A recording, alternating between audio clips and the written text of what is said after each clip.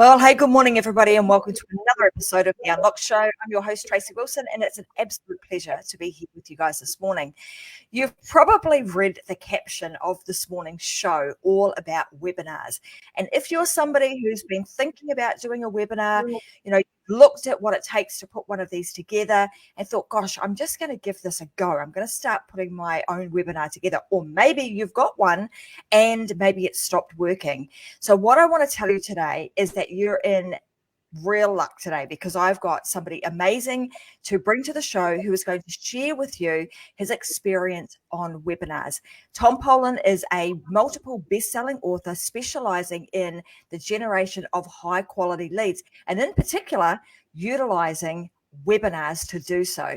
He's been a professional in 151 countries, or he helps people in those 151 countries generate leads all around the world. And he's started and he's sold numerous businesses over his long career of 39 years. And he's also led teams of up to 100 people, generating over to $20 million in revenue.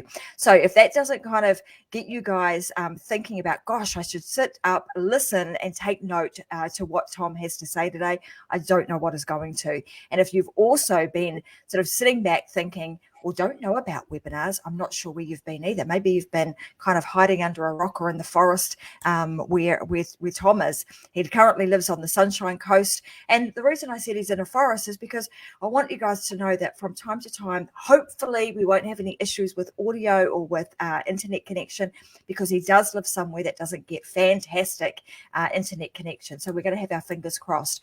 But we're going to answer all things to do with webinars. Do they still actually work today? So welcome to the show, Tom. It's fantastic to have you here. G'day, Tracy. Great to be here. Thanks for the invite. Oh, you're most welcome. And it's great to have somebody who's actually just up the road from me. Normally I'm talking to people, that are, on the other side of the globe. So it's nice to have someone that's just up the road. So let's kind of get into, you've had a very long career in business, and starting, growing, selling multiple businesses over time. And, webinars are just one, in the grand scheme of things in the business space, are one small component of what makes up, the success of a business, particularly in the online space. So how did you actually get into this? Because now you've written multiple books on this particular subject. Right. Well, it was an evolutionary process. Way back when, 40 plus years ago, I was a management consultant, and I started my own business at age 24, which was a pretty bad idea, because I had kids, I had mortgages, and I thought, bugger it, I'm going to start my own business. Then it was really tough. So as a general management consultant, as a 24-year-old, people don't really perceive that you've got a hell of a lot to offer. And I used to wake up every Monday morning feeling unemployed and scared and anxious about the future, because I didn't know where my next client was coming from. So it really didn't take long to figure out that if I sucked at marketing, I didn't have any opportunity to offer my expertise to anyone. So to me, it became clear very early on that marketing, or lead generation specifically, as opposed to, say, brand style marketing, lead generation, where you have a qualified prospect, meaning they have the money to pay you, the timing is good for them to start, and 3, they're aware of the need for what you've got. Having qualified prospects make inquiries was the pointiest end of the business, and I had to sort that out real quick. I read a lot of books, went to a lot of seminars, traveled around the world, sat at the feet of marketing masters. Every time I read a book, did a seminar, came back from a conference, I'd implement like crazy, and nothing changed. Was I learning stuff? Absolutely. But it took me far too long to figure out that marketing services and advice was a very different style of marketing to marketing something physical. And this, in and of itself, on its own, explains why a lot of people get frustrated with marketing, because they're trying to do, for example, advertising, radio ads, billboards, perhaps, sales signs, whatever they're trying to do, which work really well if you've got a set of golf clubs, or a car, or even a plane, or something like that. But when you're marketing services, there is a significant difference, and the absence of this, the acknowledgement of this difference is dooms most marketing efforts to defeat. And the difference is this, that if you've got advice or a service or even software, chances are you're proposing that a prospect enters into a long-term relationship with you. And so marketing the invisible is far closer to, say, proposing marriage than it is, selling a washing machine. And if you want to get into a long-term relationship with someone personally, it's probably a good idea to have a first date, right? To dip the toe in the water for both parties to see if this is a good idea or not. So I wasted a lot of money on advertising and traditional marketing until I discovered this. And when I discovered it, I started running events. And, I'm old enough to predate the internet. And so we would buy a mail list. We would direct mail 10,000 business owners. We would give them free tickets to an event, and we'd pack them into a conference center, and I'd strap my stuff for a couple of hours, hand out feedback forms, and people would tick a box and say, hey, I kind of like the sound of this. Maybe we should talk about doing business. That was the mechanism through which we did lead generation. And certainly in over 30 years of doing that style of marketing, I haven't found anything that's better than presenting to a group of people. And there's a few boxes that are ticked when we do that. First of all, it gives people that first date that they need before we propose. In this case, it's not a proposal of marriage, of course, it's a proposal that we should meet and talk about whether we have a fit between the prospect's needs and our services. So that's the first box that gets ticked. The second big box that gets ticked is that provided you get the title of the event right, and this applies whether it's an offline event or an online event, provided you get the title right, you attract the right people to the event. The third box it ticks, otherwise we're wasting a lot of money talking to people that don't have an interest in our specialty. The third box it ticks is scalability. So we're now talking not at a networking meeting to one person, perhaps, or a conference to one person, or a trade show. We're speaking to a group of people. And so there's a lot of boxes that get ticked when you as a consultant or an advisor or a coach speak to a group of people. And a lot of people know that, but so it might be common knowledge, it might not be a revelation, but there's a lot of roadblocks in making that a reality. How do you get the audience? What should the title say in order to get cut through and motivate people to actually give up their time, whether it's a webinar or a physical event, to come and attend? What's the call to action? So all of these questions have to be answered before you run your event or your webinar to have any degree of confidence that it's likely to be successful. So there's a potential to unpack a lot of things there, Tracy.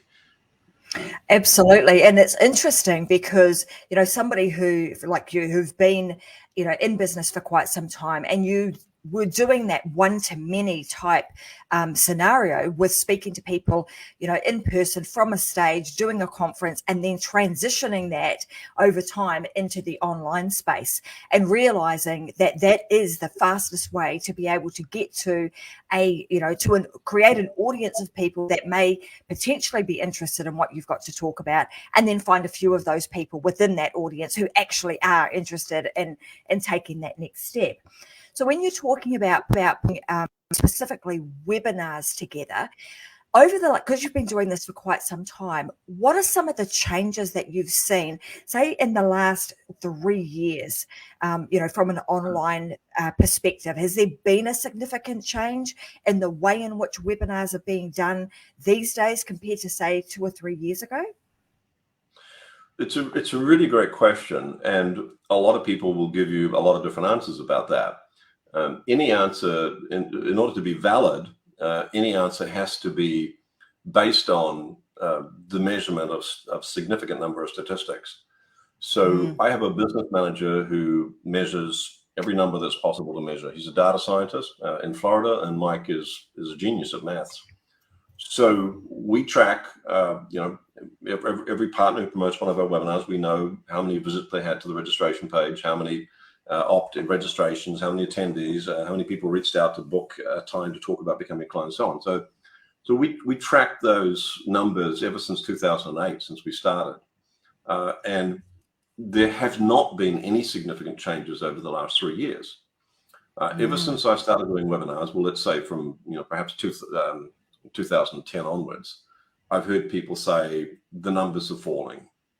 People's attention span is not as long as it used to be. Webinars don't convert like they used to. Mostly, my belief is that those conclusions are based on insufficient amount of data. They're not statistically significant. Someone runs an event or 2 or 3 even, and it has poor results. So, webinars are history. Because we keep the numbers, and because we've got tens of thousands of numbers, if you like, for every single part of what I call the critical path, the visits, the registrations, the attendees, and so on, I can tell you that none of the ratios have changed in the last 3 years.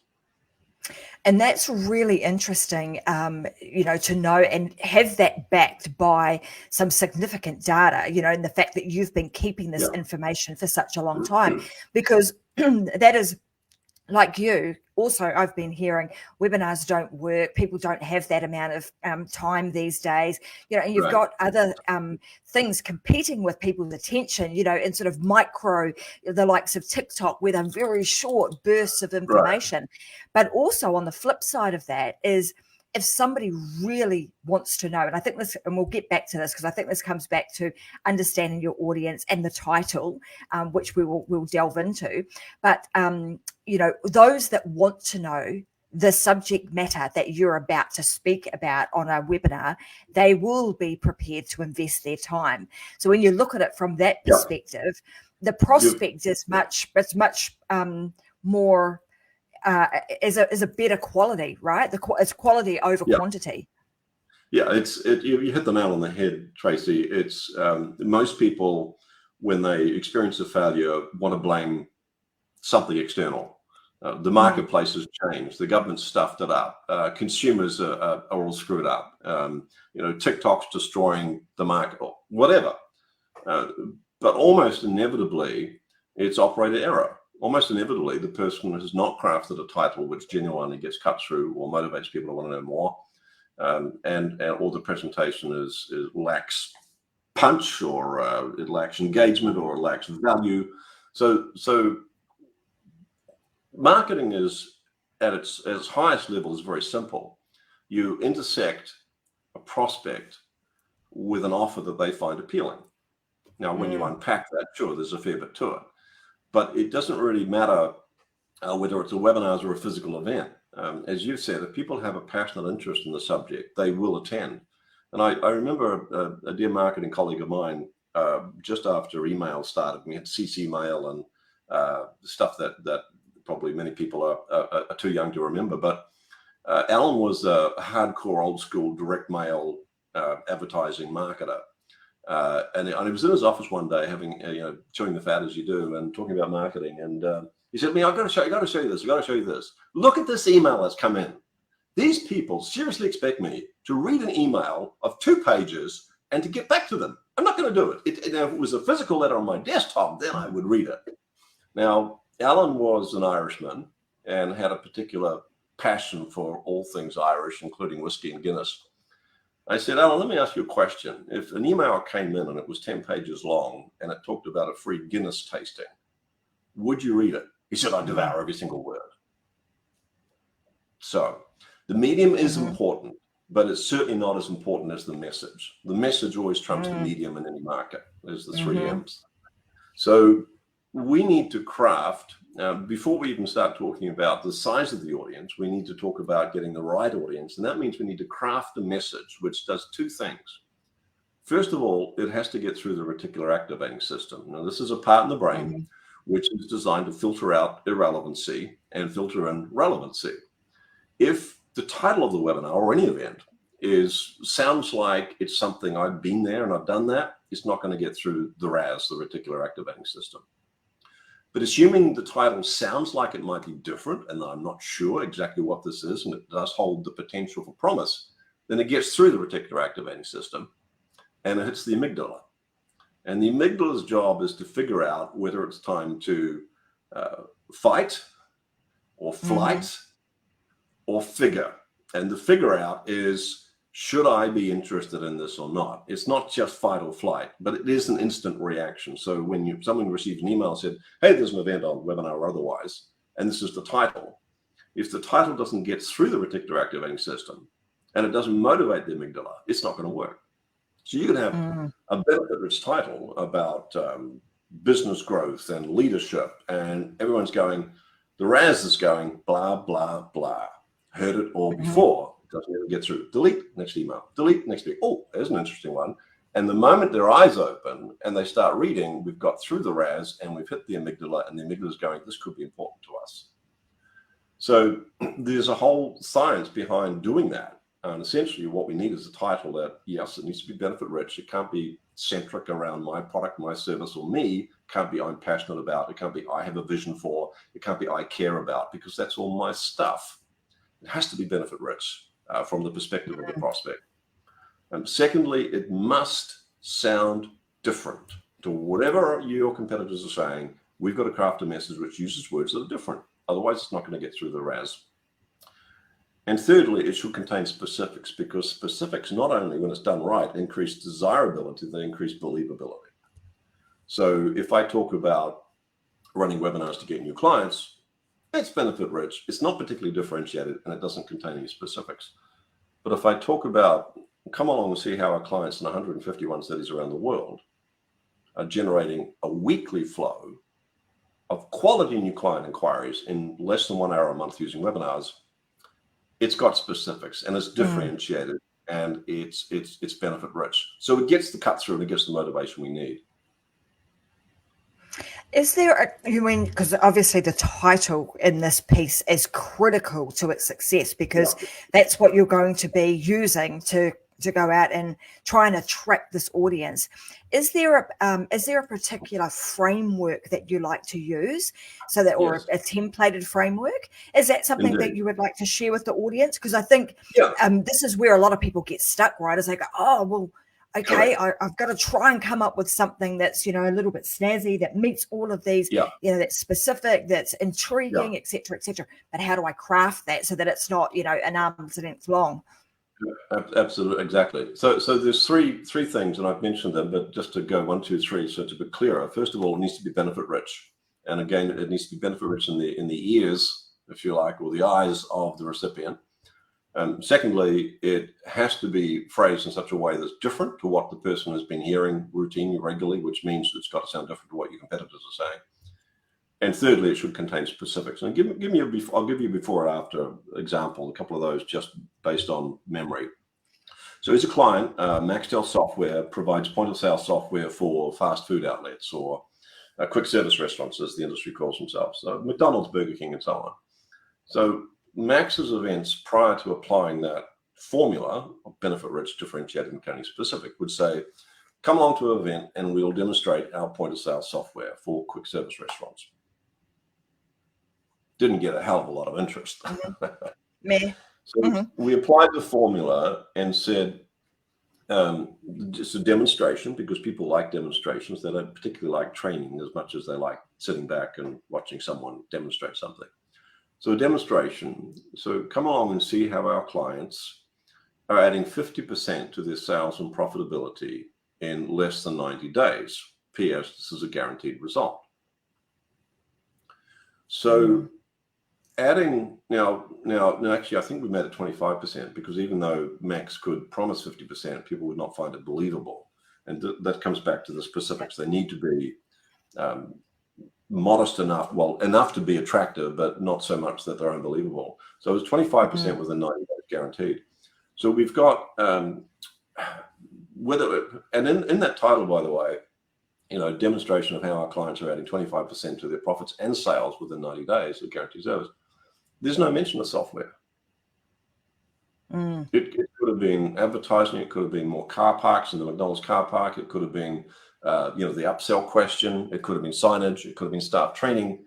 And the owners of those quick service restaurants really don't care, so long as they get the benefit.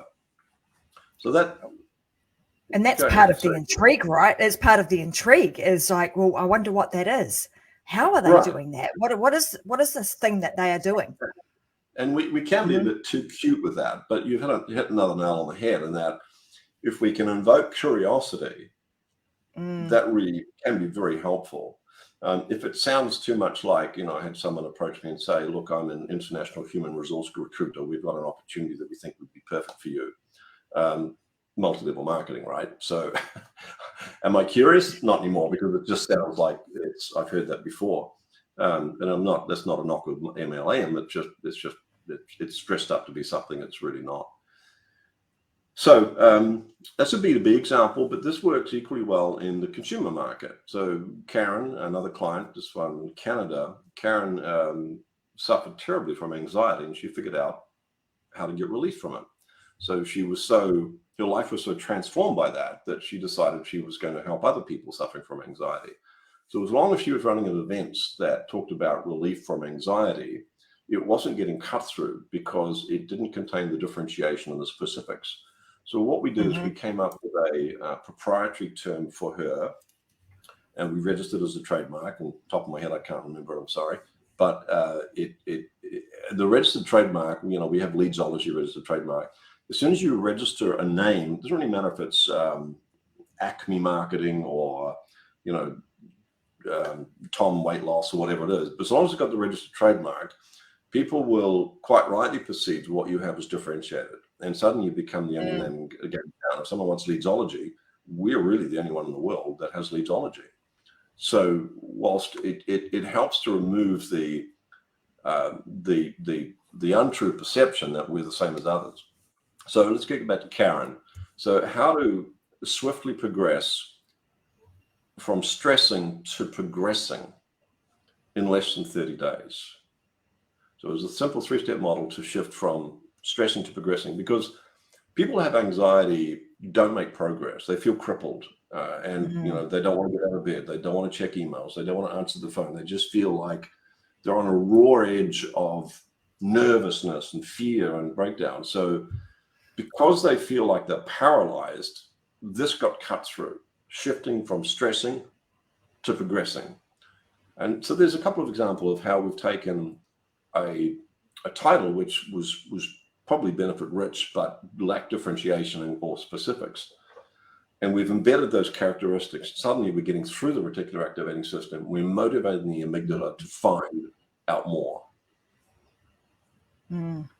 So that framework for that would be, how to go from here to here. So whatever it is that they're struggling with to whatever it is that they actually want, and then giving a very specific time frame around it. And that's a really nice, simple way of being able to create this intriguing title. Yeah, that's well summed up. And that from here to there worked well for Karen. Max, with the software, wouldn't need to do that. He just has to go, this is where you want to be. And he doesn't have to, in the presentation, you can talk about the problem that this solves. And that's where you can go to, the stressing and the staying in the bed and the not wanting to answer the phone and not wanting to answer the door. So that establishes what's called relatability. Karen knows where I'm at. My God, she's like a fly on the wall of my house. She can see me. And so that, having built the relatability, we can then transfer them from that point. Yes, she knows where I am. She's described my life. So if she knows that, she might also know the solution. There's so much we can talk about with webinars. So I'm kind of like trying to decipher now, what is the stuff that we're really going to want to know. In terms of time frames, because back in the day, it was an hour. It could be in a 3-hour webinar. What is, if you come up with like a sweet spot, what is the optimal time frame that a webinar should be? It's probably around an hour, and the correct answer is as long as it takes to get the job done. And then I knew you were going to say that. Right. So it's a good answer though, because I have, for example, financial planning clients who can run a really effective webinar in 25 minutes. I'm struggling to get mine under an hour and a quarter. And so naturally it's you often get a choice in marketing. So the choice is often around how much you want to filter out people out. So we understand a lot of marketing is around attracting, but in the process of attracting, we don't want to attract the wrong people. We want to filter out people who aren't ready or don't have the money, or we're talking about a commercial context. We want to help people who don't have money. We've got things to do that, in fact. But in terms of a webinar, we want to primarily attract people that have the money. The time is good for them to start or where they need. Now, if we run a 3-hour webinar, we're going to get less people registering for it, and we're going to get less people turning up. But you're going to get higher likelihood of sales, but less sales. So a lot of this depends on the price point that you're marketing your services at. The higher the price point, the longer you can afford to run the webinar, because you're attracting people who have a more serious interest. That put their hand up and said, yeah, look, I know it's 2 hours, but Jesus, I need a solution. I really need this. So they'll come to the 2-hour ones. If someone has a flirting or fleeting interest in a potentially a $49 product, we're probably talking about a 10-minute webinar. So you've got to cut the time to the price and the need in the marketplace. There's also needs to be an alignment between the time it takes to deliver the solution. In my case, putting in place a marketing webinar system is going to take up to 90 days. If someone is not prepared to come to a 90-minute webinar, they're probably not going to be patient enough to implement for 90 days. So that's all about alignment. And what some people, it's just not possible, therefore, to say webinars should be at a certain defined length. But as a general rule of thumb, under an hour is probably the sweet spot. But it will vary depending on your value proposition, your price point, and the target market. And I think you make a very valid point there too, Tom, is that, if somebody's not prepared to come to an hour webinar and you're talking to them about joining a program with you that might be a year long, then they're probably unlikely to be somebody that will turn up to the regular trainings to actually get the result. And you're going to end up with a bigger problem than, you're going to end up with a problem and they won't resolve theirs. So I think it's a really nice way of being able to filter out those that are serious and perhaps those that are not. In terms of so we're talking about a 60-minute, conversation, demonstration, teaching here. How much information should we actually be sharing in terms of, let's say it's a how-to type scenario. How much information should we be sharing and how much is too much? Yeah, the old adage is you tell them what they need to do, but not how they need to do it. In order to find out how they need to do it, you've got to pay us some money. And I followed that principle of telling people what to do, but how to do it was you need to pay some money. I followed that for many years.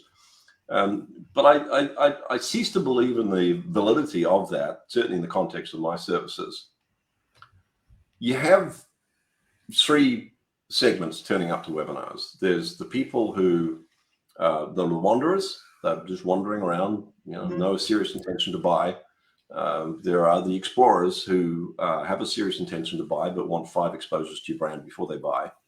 And then there's the seekers who could just give them the last slide, where do I buy? Because I'm already hooked, And so, there's around about 3% of the audience are going to be seekers. They just want, next step, please, tell me how to move forward. 12% are explorers, and the balance, 85% are wanderers. So I want to cater and give everyone something. Now, if they're the wanderers, they're not ready to buy. So I will still want to give them some value. I want to embed my brand in their brain until they are ready to buy. If they're explorers, the explorers need questions answered. The explorers need to go, I can see how that would work now. Not just that it does work, but they need to know that how it works, and they need to know I could make that work.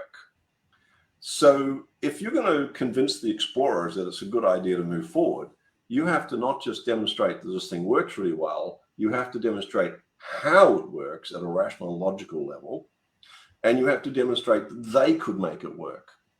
So to that, and seekers don't need any of that. The seekers just trust you instantly, and they go, yep, you're the man, you're the woman, where do I buy? Bang, show me, walk me through, take me to the promised land. But the explorers are a significant chunk of the people that are potentially going to buy from you, and they need those questions answered. So what I do is I show them everything. I pull back the curtain. I show them exactly how we get audiences. I talk about the pitfalls.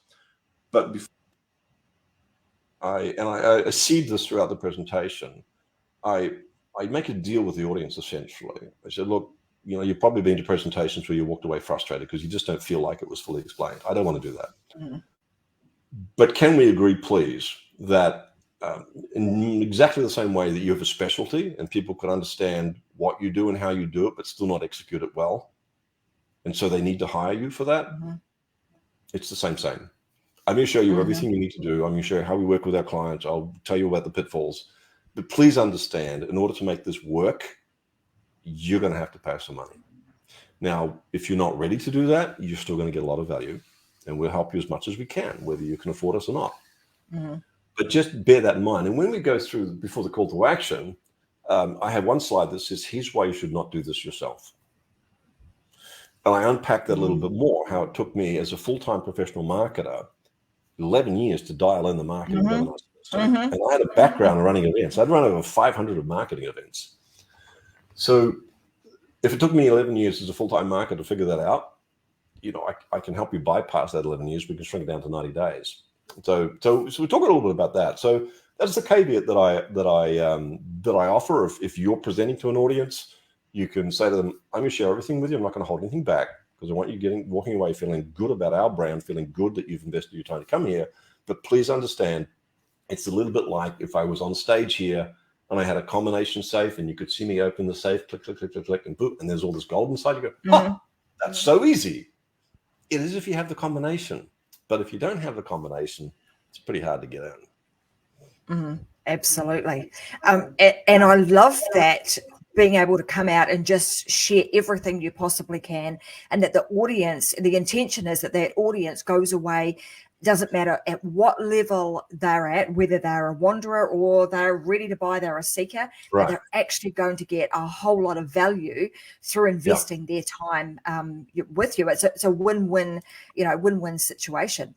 So in terms of that, now that we've sort of established, what do we put into this? And pulling back the curtain, sometimes someone like you who's had, been in this business for quite some time, it takes a long time to get to understand all the little intricacies of how this marketing machine works, and being able to pull back the curtain fully on something like that in 60 minutes. I mean, you're going for it, right? You're trying to give them as much information as you possibly can. But like you say, giving them that caveat that, hey, I'm going to do all of this. It's going to be hard and fast. You're going to be, drinking from the fire hose. And some of you are going to be able to walk away and implement this because you get it. Some of you, it's still going to be a bit like, whoa, but we're here to be able to help. And that it provides a really nice segue for people to be able to enter and start a professional relationship with you and your team. One of the questions I've got, I know you talk about, in your book and in some of your publications about this Hugh Jackman marketing. Can you talk to us a little bit more about what do you mean by that, and why should people avoid doing that? Like Hugh Jackman, by the way. Pardon me? I said I like Hugh Jackman, by the way. Yeah, so does my wife. What is it that I'm intrigued? Yeah, so Hugh Jackman marketing. It's really where people propose anything in business before they've established a relationship. And it's a story. It's a true story. I was in the kitchen having a coffee with my wife. We were sitting around one morning having a chat, and I had a brain sneeze. This explosion in the brain. Afterwards you think, why did I do that? And I asked her. I said, who do you think is the world's most irresistible man? And she, looked at me and said, well, of course you are, Tom. And I said, yeah, bald wrinkles, top belly. Who can't go for that, right? I mean, I said, no, come on. So I sort of teased it out of her, and she came up with Roger Federer and I don't know who's the Nespresso guy, George Clooney, but I wasn't seeing any spark. And I said, come on, there's someone else, because I'm not seeing your eyes light up. And she go, oh, I know. And she sort of sat bolt upright and her eyes popped out of her head. And she said, oh, I know, it's Hugh Jackman. And, Hugh Jackman, if you don't know him, he's got a body Adonis would die for. He can sing, he can dance, he's a philanthropist, he's an environmentalist, he can act. He's just probably the world's most complete man. So I had another brain sneeze, and I said, okay, so you're saying Hugh Jackman would be the world's most irresistible man, as in you can't resist, right? The most. She said, yeah, I think so. I said, okay, well, what would happen if there was a... Oh, we just lost your audio, Tom. Back again? Hang on. Back now. Yep, you're good. Okay. So I'm asking you, I said to my wife, so what if Hugh Jackman's the world's most irresistible man? If there's a knock at the front door right now and you put your coffee down, you went open to answer it, and you answered the door and it was Hugh Jackman standing in front of you, And he said to you, look, you don't know me, but my name is Hugh Jackman. Would you make me the happiest man on earth? Would you run away with me right now? Don't pack a suitcase. I have the limousine waiting. I have the private jet. I have the condo in New York and Riviera. We can. If Hugh Jackman proposed to you right now, what would you say? And she looked at me with those, eyes, and she said, well, sort of like a sympathetic pity look, well, I love you, right? I said, yeah, and I think I know what you're going to say next. And she said, well, I'd run away with the guy because it's Hugh Jackman. I'm sorry, but it's Hugh Jackman. And I put my coffee down and, wiped a tear out of the corner of my eye.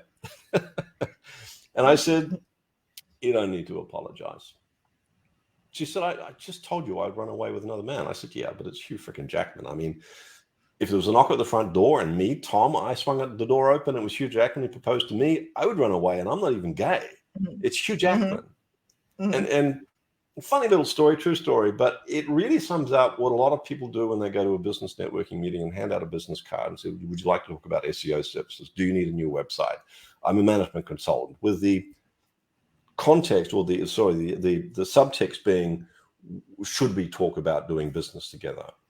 So Hugh Jackman marketing is a mistake that people make when they propose, not marriage, but they propose anything about a business conversation prior to establishing a relationship. Because right at the start, most of us need a first date. So if, Hugh Jackman can get away with it, I can't for some reason.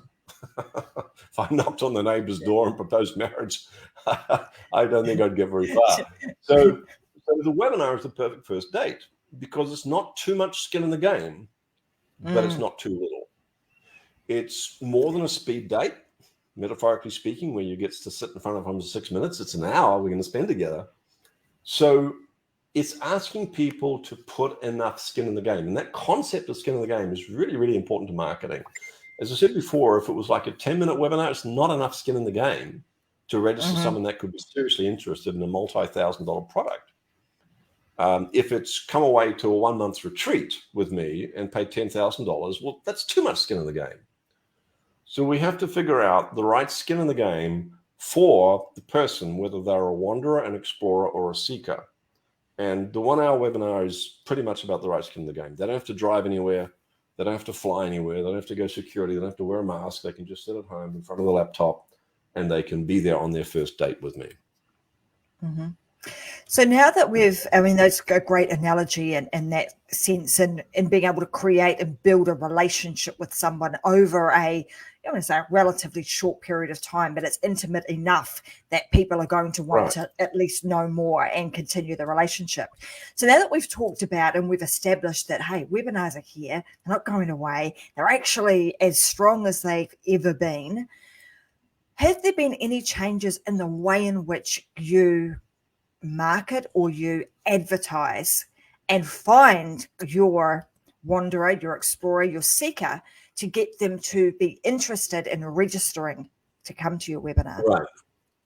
So in terms of principle, no, but in terms of execution, yes. So the principle, I can sum it up by the quick story about the 100 sleeping bears. So imagine a forest, there's 100 bears in the forest and they're all asleep. And we have some honey and we want the bears to eat our honey being a metaphor for our product or service, the bears being a metaphor for suspects, not being prospects. But somehow we know that 3 out of the 100 sleeping bears are actually sleeping on an empty stomach and they're hungry and they want our honey. When you think about how do we find those 3 that are hungry, these are the genuine prospects amongst the sea of suspects. We can go running through the forest with a sharp stick and find a bear, poke it in the bum with a sharp stick, wake it up and wave a honey pot in front of their nose. And if we're lucky, and it's one of the 3% that actually wants our honey, then they will probably eat our honey and not us. If we're not so lucky, and it's one of the 97 that just wanted to sleep and they're just seriously angry that they got woken up, then we better be a good runner. And that approach is like cold calling. It's like proposing to people at a trade show or conference or a business networking meeting that we have no idea if they have any interest in our service, our product, our honey whatsoever. The webinar approach is very different. It puts the honeypot outside the forest, in the knowledge that the hungry bears, the three that are hungry, will probably start dreaming of honey, swimming in honey or something. But then they'll wake up and go, oh, I can still smell the honey. It wasn't just a dream. So the three hungry bears come out of the forest to sample honey. And that honeypot is the title of the webinar we talked about before. The title is got to exclude the 97% that aren't ready to buy, and it's got to attract 3% that are ready to buy. So the forest of the 100 bears is someone else's email list. So most people who do business like me have some sort of email list, whether it's 20 people or 20,000 people. They've got an email list of people who are interested in kind of what we do. There's a very important switch that I needed to make, and we're talking about things that have changed in terms of how we go about generating audiences or presenting to them. The big switch for me, the big breakthrough for me came when I realized that it was far more profitable to market other people's quality content to my list than it was to think of my list as being a prospect base for my products or services. So most of us built an email list around the idea that if we get a big enough email list, people will buy stuff from us. One email list, they don't want to hear from me about my offers more than once every 90 days. Rough rule of thumb, it's a pretty good one. That means I can market my stuff, like come along to my webinar or go ahead and buy my book, a lead magnet of some sort, to flush out the 3 hungry bears out of the 100. I can do that once every 90 days. That's 4 opportunities a year before I start getting people going, kind of over it, Tom. So if I use that same list to promote free, high-quality content, other people's honeypots, twice a week, 50 weeks a year, in exchange for them marketing my webinar, I now have access to 100 email lists versus 1. That multiplying factor is an absolute game changer. So what I teach my clients is the purpose of growing your email list, which is critical, is to market other people's stuff too, not your stuff. That is a huge shift in mindset and the way in which most people think about it, right? Like you said, most think about, I'm going to do this, I'm going to create my own email list for my benefit in the long term. I'm just going to use that to keep, most cases, recreating or creating new products that I can now go out and sell to my audience. But what you're saying here is I'm going to create this, or I'm going to create myself a pool, my own forest with the, people, seekers, wanderers and explorers in it. And then I'm going to go and find other people who have products and services that the audience that I have now gathered would be interested in. And I'm going to provide that value to them on the regular, and vice versa. And it's just the honeypot we're offering. We're offering other people's honeypot. So it's a free webinar, it's a free book, it's a free 5-hour challenge. We're not promoting other people's paid services or products. And that's an important distinction. So we're essentially curating high quality free content, and we're offering that to our subscriber list. So we send a lot of emails out. I guess we sell on average about 6 a week. So people who don't like that value proposition will unsubscribe pretty quickly. And the majority of our new subscribers unsubscribe within 60 days. And that's fine, because unless they're happy with our strategy and perceive that they will gain value from our strategy, there's no point in having them on our email list. And there's, the email list at the end of the day serves a purpose, a commercial purpose. And if people aren't comfortable with that value proposition, so what we do is when someone registers for a webinar from someone else's email list, which is how vast majority of our webinar registrants come through, is from someone else's email list, not social media, by the way, but we might circle back to that, is they get an email straight off the bat that says, hey, thanks for registering. You're now in our email list. Please, if you're not happy with that, just click here, unsubscribe. You'll still get the webinar registration stuff, but there's no problem. If, however, you would like to receive carefully curated, completely free, but high value content from our partners, then you can expect to receive a handful of emails every week with those offers.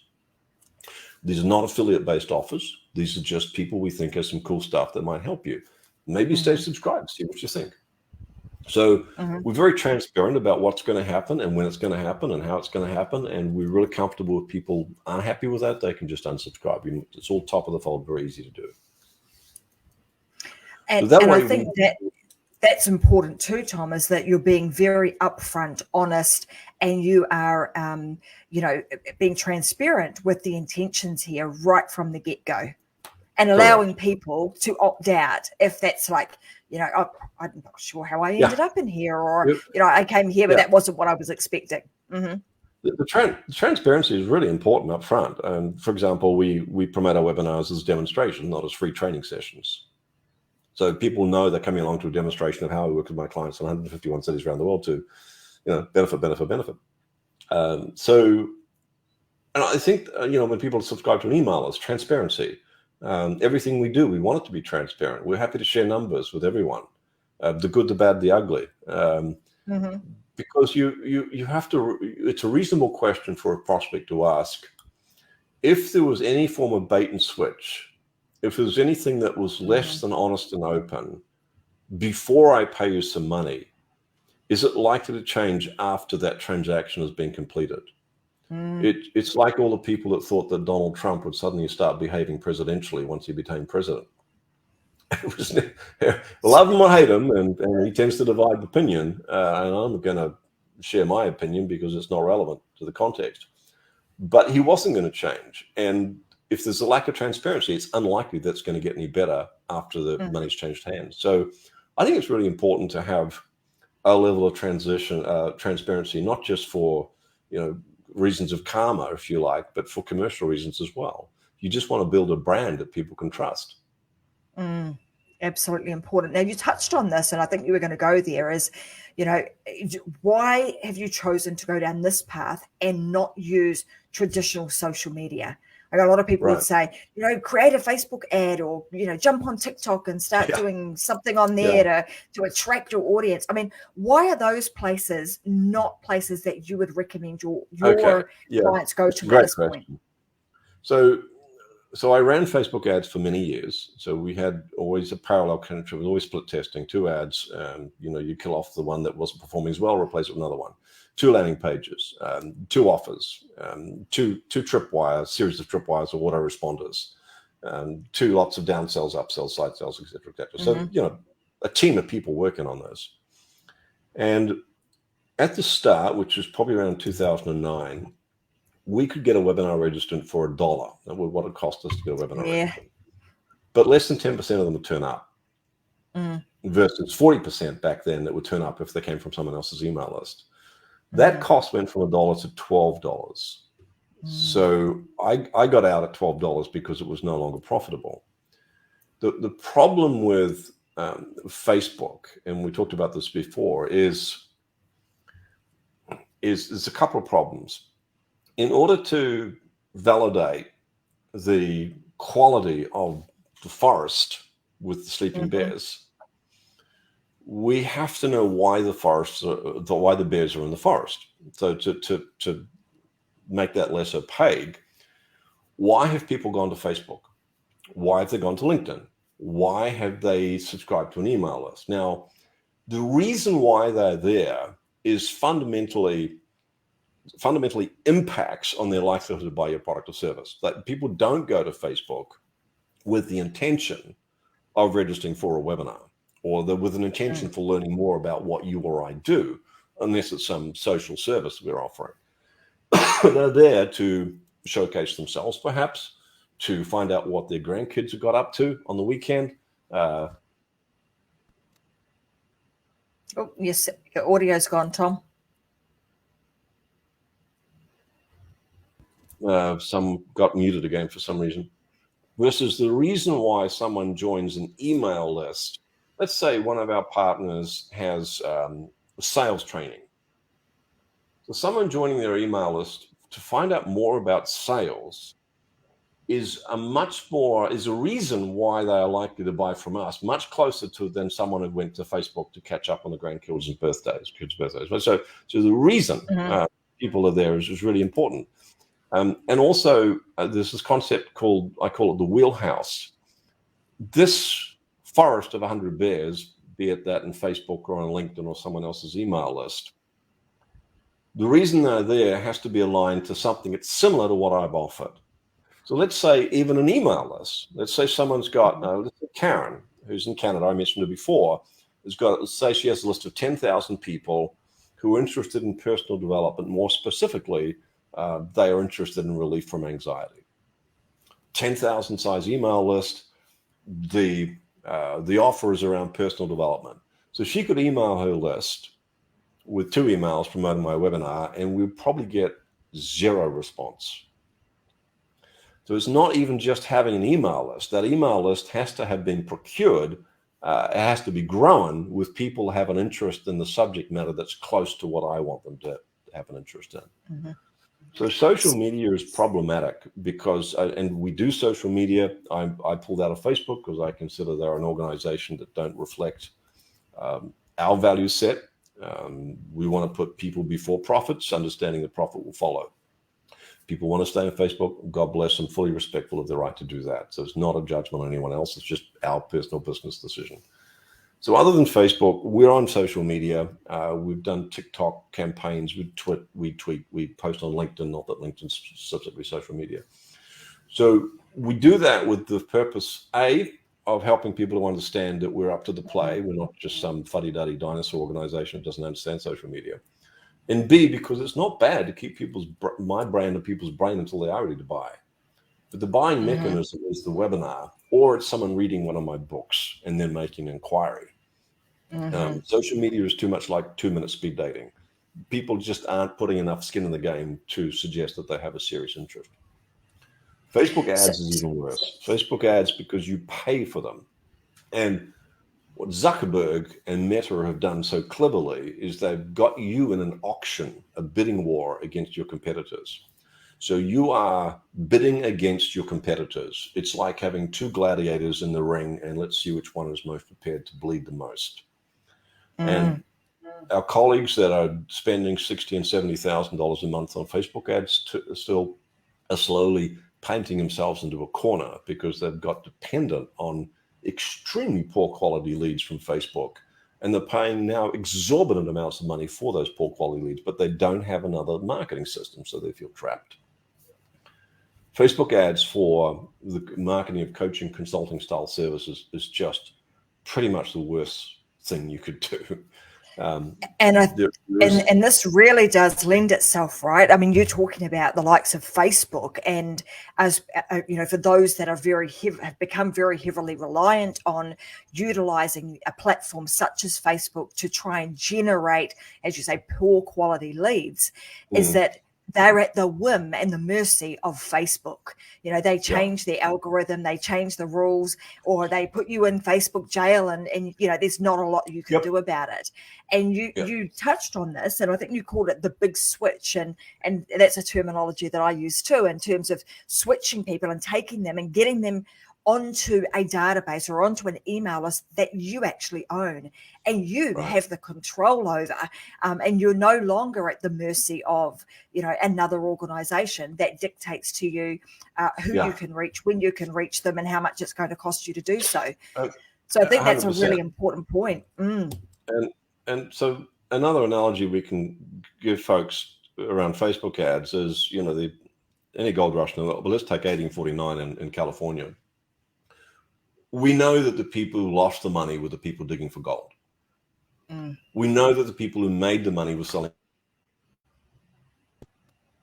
axes and everything else. I'm back. I don't know why it comes and goes. But so today, the gold rush is things like Facebook ads, LinkedIn ads, automated messaging platforms, and so on. The people that are making the money today in marketing are selling you the tools and the platforms. Poor schmucks who are doing the advertising are just losing money. The vast majority of people in gold rushes go home more broke than they were when they got there, other than the people selling the tools. It's the same today in the digital world. If you're buying the tools or you're renting the tools, the people are making the money are the ones that are doing the renting and the selling. It's unlikely that you'll strike gold. Sorry. Whereas look, I if know. you get your audience, Mhm. get your email list growing through other people's email lists, it's completely free, and they're high quality prospects. There is light and day between the two, chalk and cheese, and one you're paying for and it's not working, and the other one you're not paying for and it does work.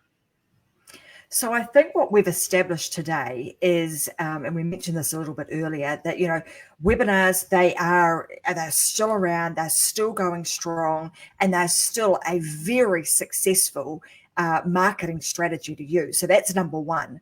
The second piece of this, which I think is the little gem in the conversation, is kind of how to go about this. How do we attract people to our?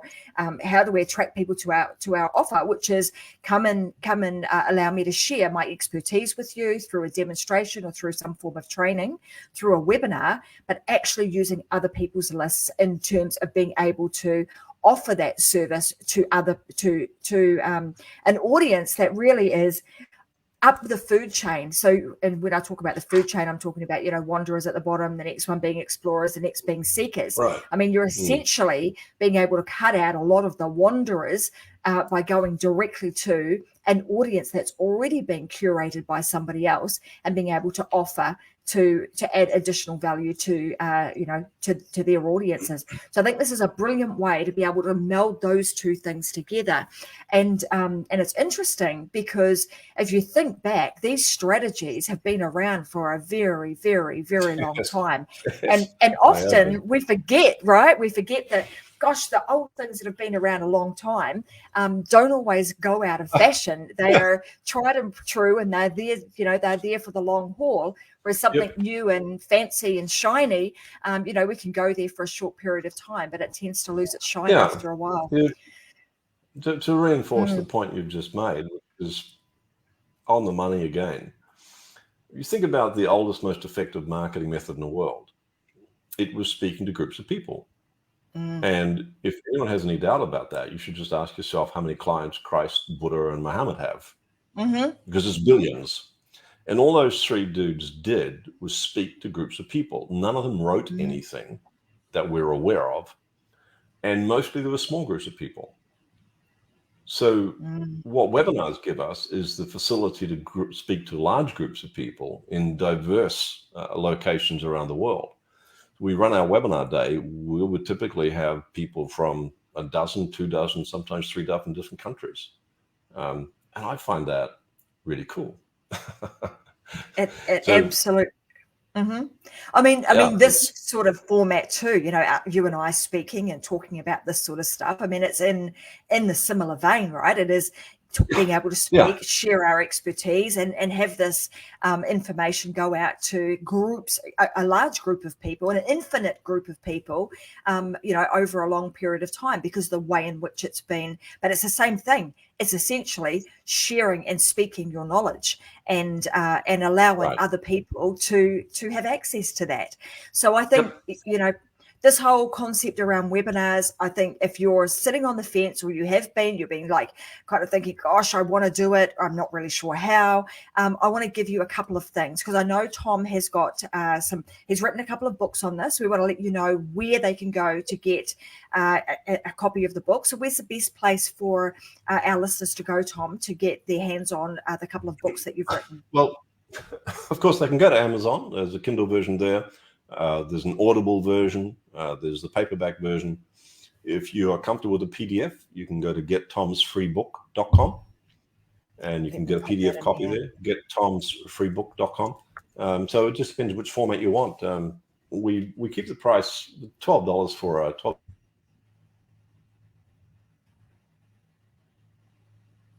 There we go. $12, I think, US for the paperback. So yeah, Amazon, Audible, or gettomsfreebook.com. All right, there you go, guys. I've just popped that on the bottom of the screen there, gettomsfreebook.com. So if you want a copy of that book, go and get it for free. Head on over to gettomsfreebook.com. And of course, you know, if you feel inclined, you like what Tom's had to say today, then of course you'll be able to find more information about Tom on that website and enter his email marketing list. And if you want to keep up to date with very curated information, then that's the place to join. But I want to say thank thank you very, very much for your wisdom, your knowledge, your sharing of information today. It's been fantastic. And I think those that have been, that will have listened to today's episode, if they were sitting on the fence about webinars, they certainly will be on the other side of the fence now thinking, okay, I'm going to jump into this and I'm going to do it. And like Tom said, if you need a little bit more of a hand, you absolutely can reach out to him. And I'm sure Tom and his team would be happy to hold your hand and guide you through the process and help you to, really collapse that learning curve. So thanks very much, Tom. Thanks, Tracy. It's been a privilege to be here. Thanks for the invite. You're most welcome. All right, everybody else, thank you very much for joining us on the Unlock Show today. As you know, we share all sorts of things when it comes to unlocking your success across your business, your family, and your life. And I'm going to be back again with another great guest on Friday. So 10 a.m., both Wednesdays and Fridays, Brisbane time is when we go live. If you've got any questions whatsoever, head on over to Success Secrets for Business, Family, and Life. You'll find us on Facebook. You will find this episode along with a whole bunch more episodes and a whole lot of other shows that have been carefully curated by my team and myself. And you will be able to ask any questions in the chat underneath each of those shows. So we hope to see you inside of that group sometime soon. But until Friday, I hope you guys are having a fantastic week and go and live your life unlocked, because as you know, there is just no other way. All right, guys, see ya.